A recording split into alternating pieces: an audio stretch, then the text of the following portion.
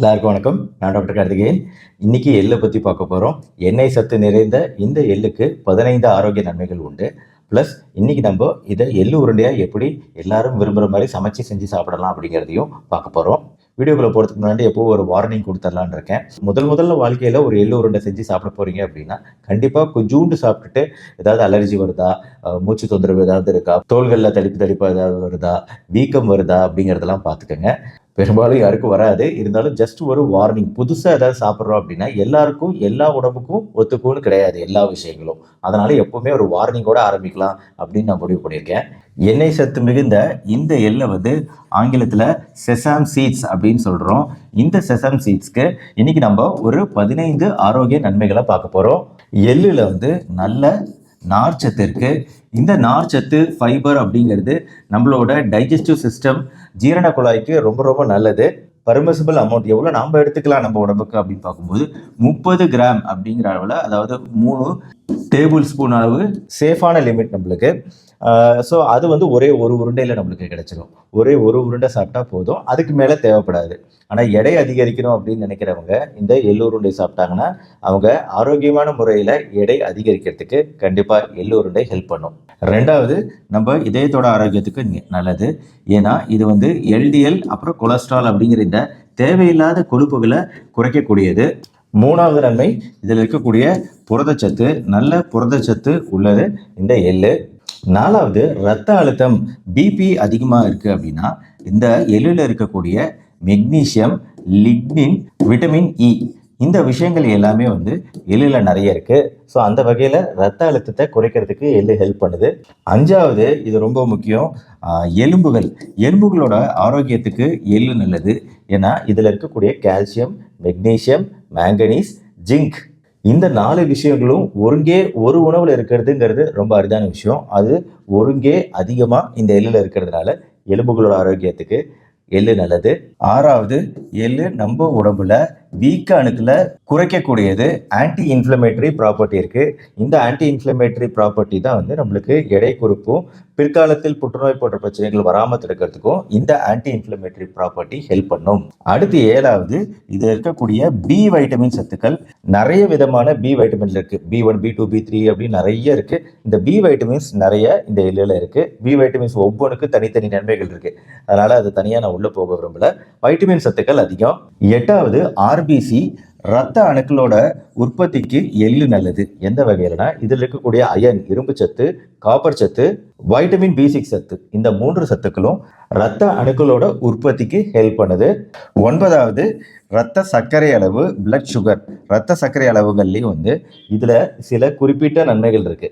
இதில் புரதம் அதிகம், கூடவே கொழுப்பு அதிகம் தெரியும். ஏன்னா இதுல இருந்து தான் எண்ணெயவே எடுக்கிறோம். ஆனால் அது நல்ல எண்ணெய், ஆரோக்கியமான எண்ணெய், அதான் நல்ல எண்ணெய் அப்படின்னு நினைக்கிறேன். பட் ஆரோக்கியமான எண்ணெய். இன்னொன்று, இதில் இருக்கக்கூடிய பினோரெசினால் அப்படிங்கிற ஒரு காம்பவுண்ட் இருக்கு. இந்த பினோரெசினால் அப்படிங்கிறது நம்ம ரத்த சர்க்கரை அளவுகள் குறைக்கிறதுக்கு ஹெல்ப் பண்ணுது. எப்படின்னா, இந்த பினோரெசினால் அப்படிங்கிறது மால்டேஸ் அப்படின்னு ஒரு என்சைம் இருக்கு. இந்த மால்டேஸ் அப்படிங்கிறது தான் மால்டோஸ் அப்படின்னு ஒரு விதமான சர்க்கரை. அந்த சர்க்கரையோட செரிமானத்துக்கு இந்த மால்டேஸ் தேவை. இந்த பினோரெசினால் அப்படிங்கிறது இந்த மால்டேஸை இன்ஹிபிட் பண்றதுனால இந்த மால்டோஸ் சர்க்கரையா உடையாது. அப்படிங்கும்போது சர்க்கரை அளவுகள் குறையும்.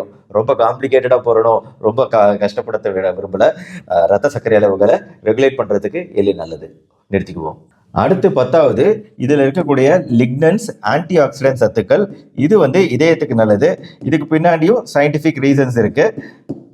விருப்பம் உள்ளவங்க கீழே இருக்கிற டிஸ்கிரிப்ஷன்ல இருக்கிற லிங்கை பார்த்து தெரிஞ்சுக்கலாம் இந்த என்னென்ன சயின்டிஃபிக் ரீசன்ஸ் இருக்கு பின்னணியில் அப்படிங்கிறத. அடுத்து 11வது, இம்யூனிட்டி, நம்ம உடம்போட எதிர்ப்பு சக்தியை அதிகரிக்கிறதுக்கு இதில் நிறைய சத்துக்கள் இருக்குது. நான் ஏற்கனவே சொன்னேன், இரும்பு சத்து இருக்குது, காப்பர் சத்துக்கள் இருக்குது, ஜிங்க் சத்துக்கள் இருக்குது.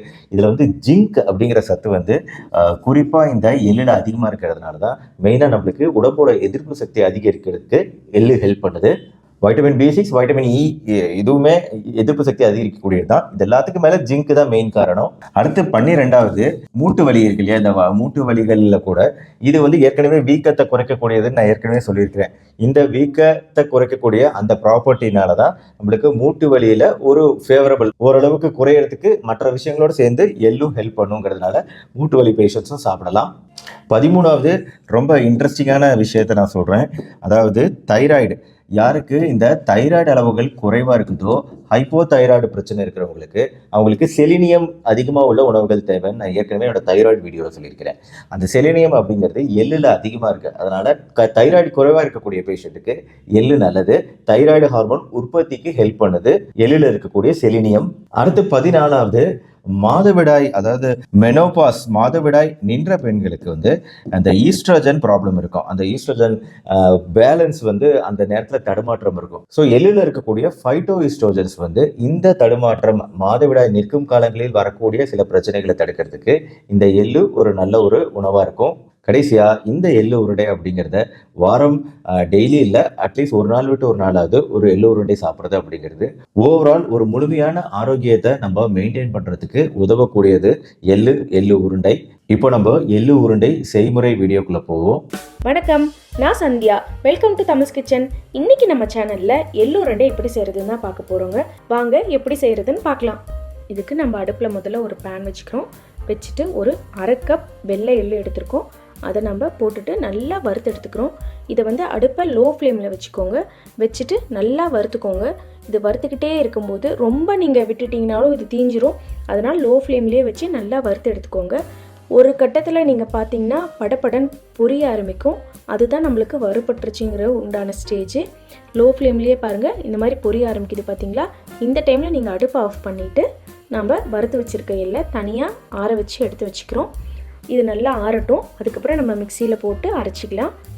அடுத்ததான் நம்ம வெல்லத்தை நல்லா கரைச்சி எடுத்துக்க போகிறோம். ஒரு 3/4 கப் நான் வெல்லம் எடுத்திருக்கேன். அந்த 3/4 கப் வெல்லத்துக்கு 1/2 கப்புக்கு கொஞ்சம் கம்மியாக தண்ணி எடுத்துக்கோங்க. இதுதான் கரெக்டான மெஷர்மெண்ட்டு. போட்டுட்டு நம்ம இதையும் நல்லா வெல்லம் கரையிற அளவு விட்டுறோம். ரொம்ப பாகுபதலாக வர வேண்டாம், கரையிற அளவு விட்டுட்டு இந்த மாதிரி நல்லா கரைஞ்சோடனே நம்ம இதை வடிகட்டி எடுத்துக்கிறோம். இந்த மாதிரி வடிகட்டும் போது அதில் இருக்க கல் மண் எல்லாமே நம்மளுக்கு வந்துடும். இப்போ இது வெள்ளை தண்ணியும் நல்லா ஆறட்டும். அடுத்ததாக நம்ம 1/2 கப் பொட்டுக்கடலைக்கு 1/2 கப் எள்ளு, இது தாங்க கணக்கு. ஸோ நம்ம 1/2 கப் பொட்டுக்கடலையை இந்த மாதிரி தூள் பண்ணி எடுத்துக்கிறோம். தூள் பண்ணிவிட்டு இதையும் நம்ம ஒரு பவுலுக்கு மாற்றிக்கிறோம். இது வந்து ஓரளவு பவுடராக இருக்கணுங்க, ரொம்ப தூளாக இருக்கணும்னு அவசியம் இல்லை, சலிக்கணும்னு அவசியம் இல்லை. இப்போ நம்ம பொட்டுக்கடலையும் எடுத்தாச்சு. அடுத்தது நம்ம வறுத்து ஆற வச்சுருக்க எள்ளை போட்டுக்கிறோம். மிக்சியில் போட்டுட்டு அதையும் நம்ம அரைச்சிக்க போகிறோம். எள்ளை நம்ம எப்பயுமே எப்படி அரைக்கணும்னா பல்ஸில் வச்சு அரைக்கும்போது நம்மளுக்கு ஃபைன் பவுடராக கிடைக்கும். நம்ம அப்படியே திருவிட்டோம்னா அது வந்து அதில் ஆயில் இருக்கிறதுனால நம்மளுக்கு கட்டி பிடிச்ச மாதிரி ஆயிரும். இந்த மாதிரி பல்ஸில் வச்சு நான் 3 தடவை தான் திருவினேன். இப்போ பாருங்கள் நம்மளுக்கு எப்படி கிடச்சிருக்கு. இந்த மாதிரி இருந்தால் தான் நம்மளுக்கு உருண்டை பிடிக்கிறதுக்கு நல்லா வரும். இப்போ இதையும் ஒரு அதே பவுலுக்கு மாற்றிக்கிறோம். மாற்றிட்டு அடியில் இருக்கிறத நல்லா க்ளீன் பண்ணி எடுத்துக்கோங்க. கொஞ்சம் அந்த ஆயிலில் ஒட்டிக்கும், எள்ளில் ஆயில் இருக்கிறதுனால. இப்போ அதையும் எடுத்துட்டதுக்கப்புறம் நம்ம ஒரு ஸ்பூன் வச்சுட்டு எல்லாத்தையும் மிக்ஸ் பண்ணி வச்சுக்கிறோம். அடுத்ததாக நம்ம வெள்ளைப்பாக இதில் கொஞ்சமாக ஊற்றி இந்த மாதிரி மிக்ஸ் பண்ணிக்கிறோம். நம்ம 1/2 கப் தான் தண்ணி ஊற்றி இருக்கிறதுனால இந்த வெள்ளத்தில் இது கரெக்ட் மெஷர்மெண்ட்டாக இருக்கும். பார்த்தா உங்களுக்கு கொஞ்சம் கொலன்னு இருக்கிற மாதிரி தான் இருக்கும். பட் நீங்கள் இதை மாதிரி கொஞ்சமாக போட்டுட்டு நீங்கள் உருண்டை பிடிக்கும்போது கடைசியாக கொஞ்ச நேரத்துக்கு அப்புறம் அந்த உருண்டை நல்லா எல்லா தண்ணியும் அப்சர்வ் பண்ணிக்கும். அதனால் நீங்கள் கொலன்னு இருக்குன்னு நினைக்க வேண்டாம். இருக்கிறத அப்படியே நீங்கள் எல்லா பாகையும் ஊற்றிட்டு இந்த மாதிரி கொஞ்சமாக ஊற்றிட்டு உருண்டை பிடிச்சிக்கலாம். இப்போ சப்போஸ் உங்களுக்கு கையில் ஒட்டுற மாதிரி ஃபீல் பண்ணினீங்கன்னா கையில் எண்ணெயோ இல்லைன்னா நெய்யோ போட்டுட்டு இந்த மாதிரி உருண்டை பிடிச்சிங்கன்னா உங்களுக்கு கையில் ஒட்டவே ஒட்டாது. நெய்யோ போட்டுட்டோ இல்லை எண்ணெயை போட்டுட்டோ கையை நல்லா இந்த மாதிரி ஸ்ப்ரெட் பண்ணிக்கோங்க. பண்ணிட்டுட்டு நல்லா பிசைஞ்சு விட்டுட்டு அதுக்கப்புறம் நம்ம உருண்டை பிடிக்கும்போது உருண்டையும் நல்லா பார்க்குறதுக்கு அழகாக முழுன்னு வரும். இந்த மாதிரி நம்ம செஞ்சு வச்சுக்கும்போது குழந்தைங்களுக்கு இது ஈவினிங் ஸ்நாக்ஸாக கொடுக்கலாம். ஈவன் ஸ்கூலுக்கு கூட நம்ம இது ஒரு ஸ்நாக்ஸாக கொடுத்து விடலாம். ஜங்க் ஃபுட்டே கொடுத்து வரதுக்கு இந்த மாதிரி நம்ம செஞ்சு ஒரு ஏர்டைட் கண்டெய்னரில் போட்டு வச்சு கொடுத்தா குழந்தைங்களும் நம்ம ஹெல்த்தியான ஃபுட்டாக சாப்பிட்றாங்கன்னு கொஞ்சம் நம்ம ஹாப்பியாக இருக்கலாம். எள்ளு உருண்டை செஞ்சாச்சு. ஆக்சுவலாக ரொம்ப ரொம்ப டேஸ்ட்டாக இருக்குது எள்ளு உருண்டை. நீங்களும் செஞ்சு பார்த்துட்டு எப்படி இருக்குன்னு சொல்லுங்கள். இந்த வீடியோ பிடிச்சிருச்சுன்னா லைக் பண்ணுங்கள். இந்த வீடியோ ரெசிபியை உங்கள் ஃப்ரெண்ட்ஸ் அண்ட் ரிலேட்டிவ்ஸ்க்கு ஷேர் பண்ணுங்கள். நம்ம சேனல் டாக்டர் கார்த்திகேயன் சப்ஸ்கிரைப் பண்ணலாம், சப்ஸ்கிரைப் பண்ணிக்கோங்க. பெல் ஐக்கான் கிளிக் பண்ணி வச்சுக்கோங்க. அடுத்தடுத்த வீடியோக்கள் பார்க்க மறுபடியும் அடுத்த வீடியோவில் பார்ப்போம். நன்றி, வணக்கம்.